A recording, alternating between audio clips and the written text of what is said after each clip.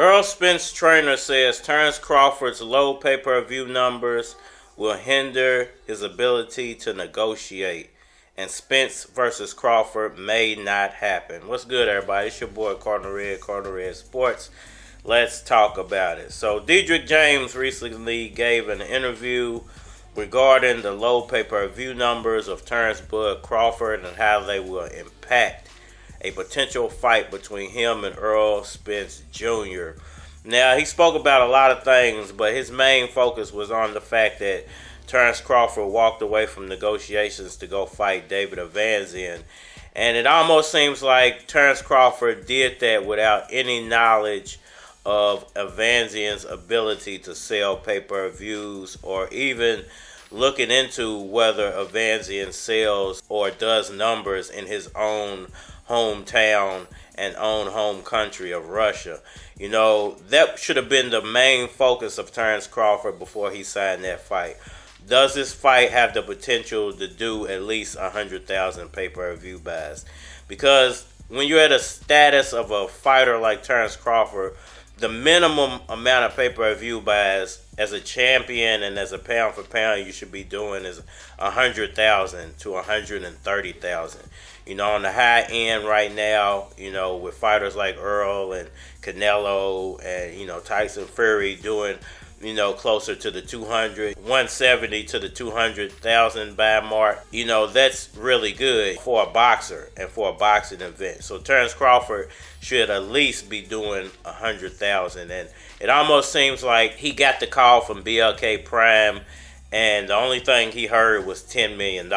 And there was someone else who brought the fact that it was the end of the year up, and Terence Crawford may have done that fight simply for reasons of he has a big team and he may have tax issues that he needs to take care of before the end of the year. So he went and got that big bag of money to, you know, pay his team, get his tax situation in order, and then he can go fight Errol Spence Jr. And that might have been something he didn't want to make public. But I agree with Spence and Al Heyman that at least you should have told them if that was your intentions and if that is what you had going on. You might not have wanted that made public, and you could have had that put into any contract that, hey, I'm willing to sign off on this for a later date, as long as you guys don't mention the reason and why I'm doing it. Now, I'm not saying that that's 100% true. I'm not saying Terence Crawford's having tax problems. They did mention the fact that it could be that it's the end of the year. A $10 million payout is huge.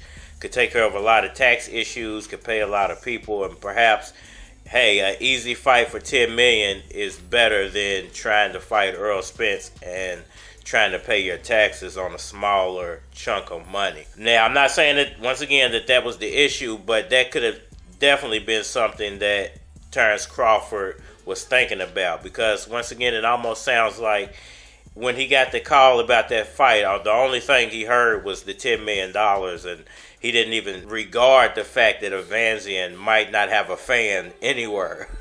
and the only people that were going to tune in to buy the fight were his limited fan base. So I think that, and I agree with Derrick James, that was a bad move. And not only was it a bad move to pick Avanesyan, it could have worked in his favor if he didn't pick Avanesyan. If he would have picked someone like Thurman or Boots, Virgil, you know, one of the lower ranked welterweights, even if he would have tried to negotiate with Bob Arum and Josh Taylor to try to make a potential, maybe even a catchweight fight, you know, or a fight at 147 for Josh Taylor's first welterweight fight.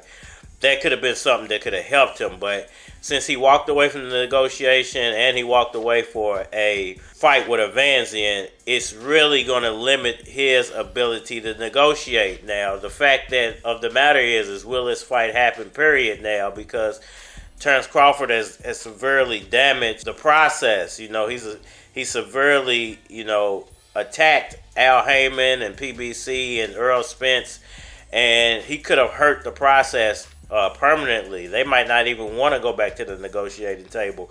And now they have proof that he doesn't do numbers.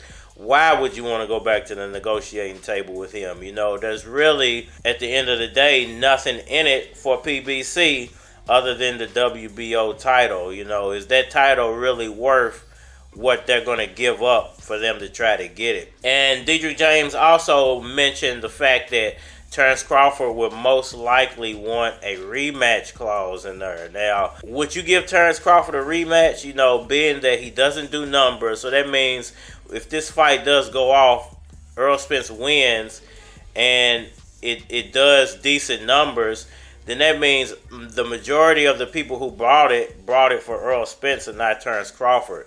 And he would have already beaten Crawford, so what's the point in giving Crawford a rematch at that point?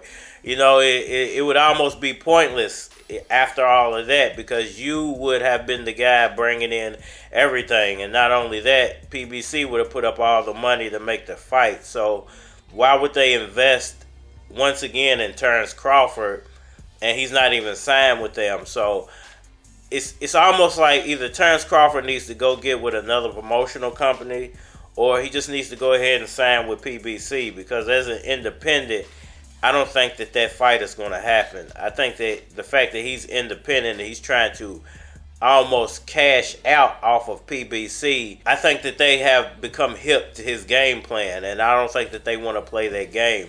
And the fact that he doesn't do numbers, I mean, it's only hurting his arguing points. You know, he should have definitely picked a different name. Now, he could have went with a name like Manny Pacquiao over David Avanesyan and did 100,000, 200,000 buys and pretty much probably made the same amount because it was already offered to him. You know, the fact that he would go after Avanesyan says a lot about Terence Crawford. Now, will this fight happen, period? Will this fight actually go off in 2023? And I'm thinking it's looking highly unlikely unless Terence Crawford bends on everything. He's going to have to come down on his price, which Derrick James mentioned. You know, his ability to go into the room and argue pay-per-view numbers that he did with Bob Arum, that now they have proof that you can't even generate, you know, 20,000, 50,000 buys, is really going to drop his price. Whatever they offered him the last time, they're probably going to take about 15 to 20% off of that now. And I think Terence Crawford, being that he did what he did the last time, is going to have a baby when they show him the offer, and it's really going to stir up a new hornet's nest. And I really don't see this fight going off now. It's going to take a miracle. It might even take for some third party to step in to represent Terence Crawford, not a promotional company, but someone willing to back him financially for the fight to actually go off. You know, he did a lot more damage than just walking away from a negotiating process. He really, I think, took that situation and made it ugly. And once again, it's on PBC, Al Heyman, Team Spence, for them to clean up the mess that Terence Crawford has created. And why would you want to keep doing that for someone who's not even signed to you? Y'all let me know what y'all think about that down in the comment section below. Hit that like button for me. Share. Subscribe. Holler at me on all social media platforms: Facebook, Instagram, YouTube, Twitter.